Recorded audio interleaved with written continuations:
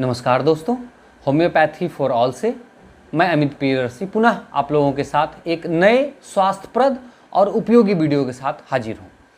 आज का वीडियो बेहद ही प्रभावशाली और उपयोगी होने वाला है, इसमें अंत तक बने रहें। आज हम लोग जानेंगे कि डेंगू से कैसे हम बचाव करें। अगर डेंगू हो जाए तो किन दवाओं का उपयोग करके हम सुरक्षित रह सकते हैं और डेंगू से मुक्ति पा सकते हैं। देश और दुनिया में डेंगू के मामले लगातार बढ़ते जा रहे हैं। हर शहर से ये खबर आ रही है कि अस्पतालों में भीड़ बढ़ती जा रही है और डेंगू के मामले जब आते हैं, डेंगू के मरीज के साथ ये समस्या आती है कि प्लेटलेट्स काउंट बहुत तेज़ी से नीचे जाता है। इस कारण कई बार कई लोगों की जान भी चली जाती है, इसलिए ये जानलेवा भी है और ख़तरनाक भी। लेकिन अगर समय से इसका इलाज हो, सही दवाओं का चयन करें और हम अच्छी देखरेख में रहें तो डेंगू से हम निश्चित रूप से बच सकते हैं। डेंगू बुखार एक वायरल डिजीज है जो डेंगू मच्छर के काटने से होता है। जब डेंगू मच्छर, जैसे कि डेंगू मच्छर ने हमको काटा और डेंगू से पीड़ित हम हैं और फिर किसी दूसरे व्यक्ति के पास गया तो वो खून चूसता है और वही खून फिर दूसरे में जाके इंजेक्ट भी करता है। इस कारण यह एक से दूसरे लोगों में तेजी से फैलता है। सबसे बड़ी समस्या क्या होती है कि डेंगू मच्छर काटने के बाद 4 दिन से 12 दिन का समय लगता है डेंगू के लक्षण सामने आने में। तो जब भी डेंगू के लक्षण सामने आए तो ये सोचकर देर नहीं करना चाहिए कि अच्छा आज पहली बार है, दूसरी बार है, हम बाद में जांच कराएंगे। तो आज इस सीजन में अगर किसी को बुखार हो तो तुरंत ही डेंगू की जांच करानी चाहिए, ये हमारा आग्रह है सभी से। डेंगू के लक्षण में सबसे पहला लक्षण आप समझ लें, अच्छे से नोट कर लें। सबसे पहला लक्षण होता है सर दर्द का। जब पहला जैसे डेंगू के मच्छर ने आज आपको काटा तो 4 दिन के बाद जब डेंगू के सबसे पहले लक्षण आएंगे तो सर दर्द होगा और तेज सर दर्द होगा। उसके अगले दिन आपको बदन दर्द होगा और बुखार आएगा। तो डेंगू के लक्षण क्रमबद्ध तरीके से आते हैं, सर दर्द, बदन दर्द, और पहला वाला लक्षण आपका बना रहेगा और नए नए लक्षण आपके जुड़ते जाएंगे। इसमें सर दर्द, बदन दर्द के बाद बुखार आना, उल्टी आना, ये सारे लक्षण भी सामने आना शुरू हो जाते हैं।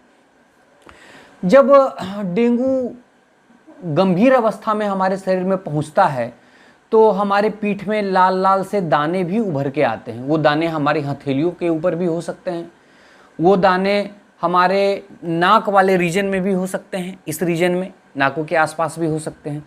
इसके अलावा हमारे पैर के हिस्से में, हमारे जांघ के आसपास या हमारे घुटने के नीचे, वहाँ भी ये दाने हो सकते हैं।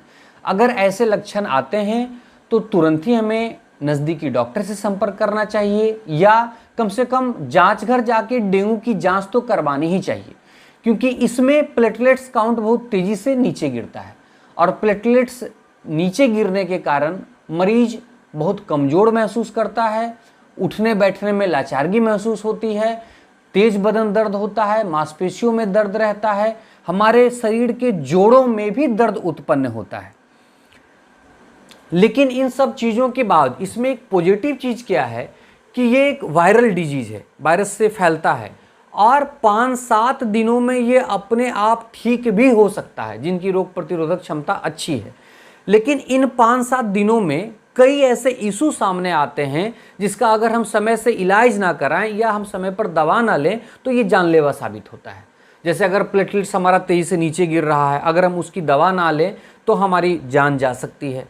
अगर हमारे शरीर में तेज़ दर्द है, अगर बदन दर्द है, सर दर्द है, तो हम हेमरेज फीवर के भी शिकार हो सकते हैं। उसके बाद हमें तेज़ बुखार आएगा और तेज़ बुखार आने के बाद हमारे शरीर से खून का रिसाव शुरू होता है और खून के रिसाव में जैसे ये हमारी नसें हैं तो यहाँ हमारा कालापन आ जाएगा और जैसे फोड़े उभर आते हैं, हल्की फुल्की जब भाप लगता है उस तरह के फोड़े निकल आएंगे, वो हेमरेज फीवर के कंडीशन में होता है।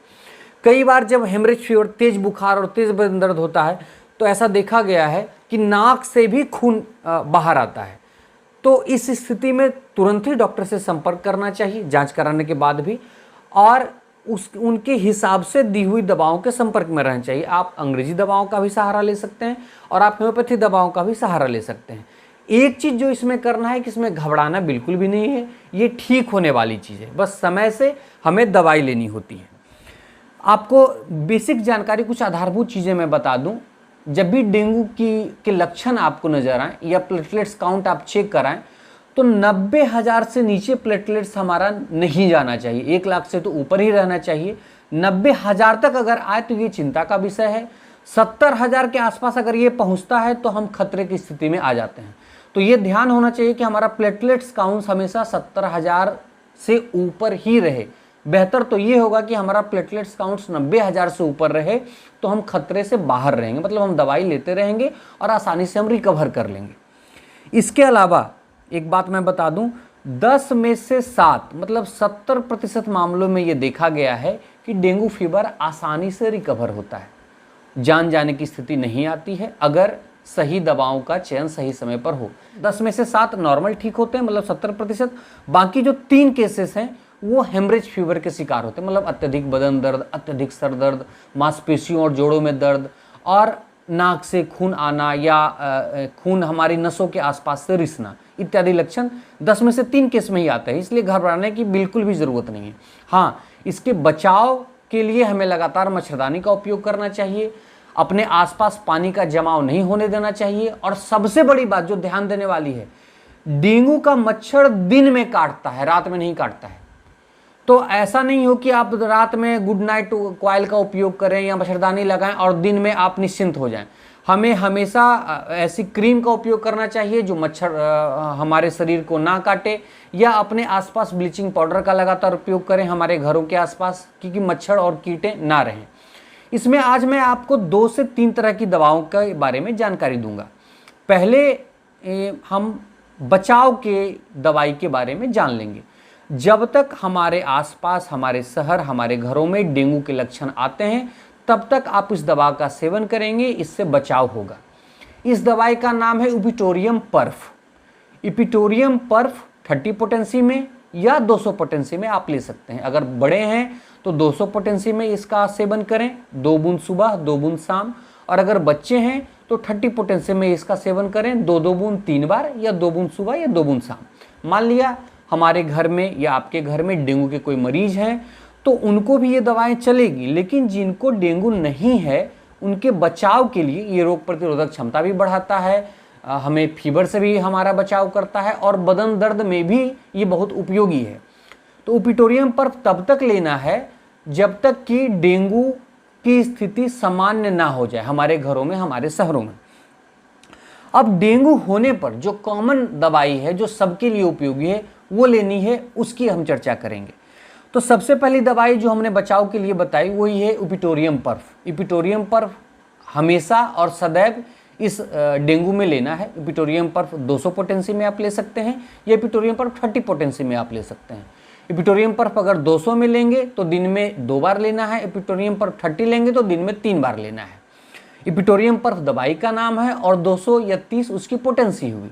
इसके साथ में आप समझिएगा, लक्षण आधारित दवाएं आपको चलानी है। अगर डेंगू का मरीज अत्यधिक कमज़ोर है, उसको उठने बैठने में समस्या हो रही है, अगर लग रहा है कि अपनी ताकत को वो खो रहा है और कुछ भी महसूस नहीं हो रहा है, तो एक दवाई आती है जलसीमियम।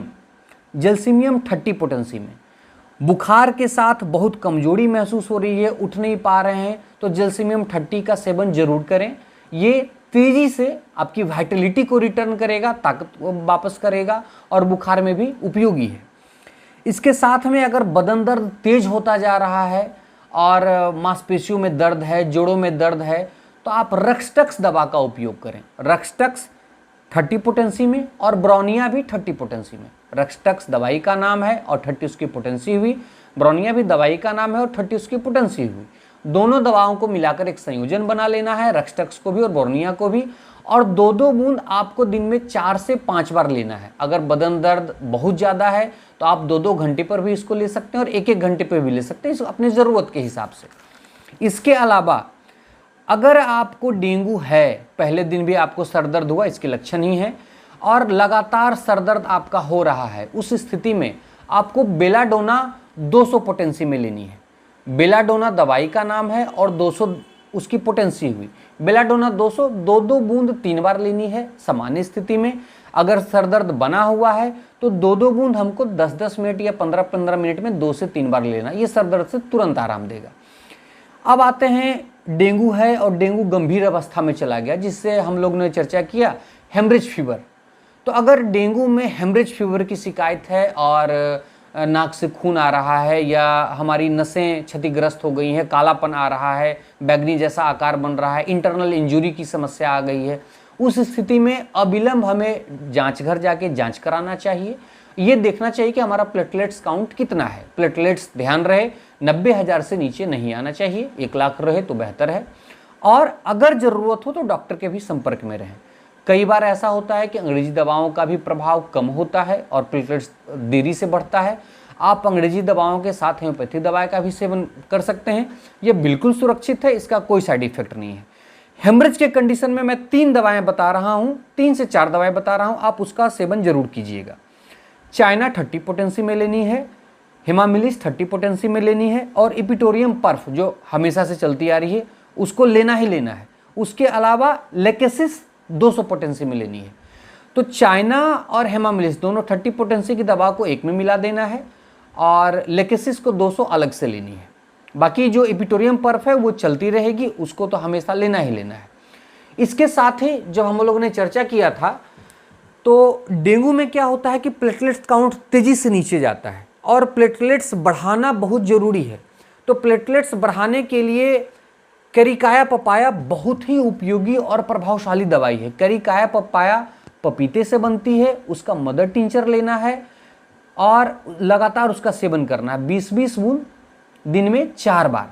थोड़े से सुसुम पानी के साथ लेंगे तो ज़्यादा अच्छा रहेगा, सामान्य पानी भी से भी लेंगे तो हमें लाभ मिलेगा। कैरिकाया पपाया के साथ ऑसिमम सेंटम नाम की दवा भी लेनी है मदर टिंचर फॉर्म में। ऑसिमम सेंटम का मतलब हुआ तुलसी। तुलसी हमारी रोग प्रतिरोधक क्षमता भी बढ़ाती है और मौसम जनित बीमारियों जैसे कि बुखार, बदन दर्द, इन सब चीज़ों से भी बचाती है। साथ में ये प्लेटलेट्स तेजी से बढ़ाने में भी मदद करती है। तो जब आप कैरिकाया पपाया के साथ ऑसिमम सेंटम लेंगे तो प्लेटलेट्स काउंट तेजी से बढ़ेगा। इसके साथ में एक दवाई आती है Tinospora mother tincture. Tinospora mother tincture भी प्लेटलेट्स बढ़ाने में बहुत ही कारगर है, उपयोगी भी है और प्रभावशाली भी है।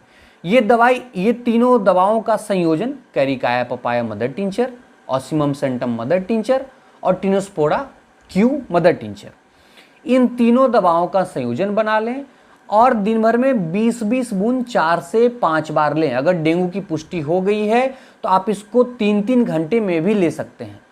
जब तक कि आपका प्लेटलेट्स 1 लाख से ऊपर ना हो जाए आप दिन में 5 से 6 बार भी ले सकते हैं। 1 लाख से ऊपर होने के बाद आप इसको दिन में 3 से 4 बार लेते रहें। तब तक लेते रहें जब तक कि डेंगू सामान्य ना हो जाए, मतलब कम से कम 10 से 15 दिन। 10 से 15 दिनों में डेंगू बिल्कुल सामान्य हो जाएगा। इन सारी दवाओं को लेने के साथ ही आप बिल्कुल डेंगू से मुक्त हो जाएंगे और बहुत जल्द आपको बदन दर्द, सर दर्द और डेंगू जनित जितनी भी समस्याएं हैं सबसे आपको आराम मिलेगा। आप हमारे इस वीडियो को देखें, डिस्क्रिप्शन बॉक्स में सारी दवाओं का नाम लिखकर दिया गया है। दवाओं का नाम लिखकर रख लें, कभी भी किसी भी समय आपको ज़रूरत पड़ सकती है। वीडियो को लाइक करें और शेयर तो कर ही दें व्हाट्सएप पर, फेसबुक के माध्यम से, ताकि ज़्यादा से ज़्यादा लोगों तक ये पहुँचे। अपना और अपनों का ख्याल रखें। मिलते हैं अगले वीडियो में, तब तक के लिए नमस्कार।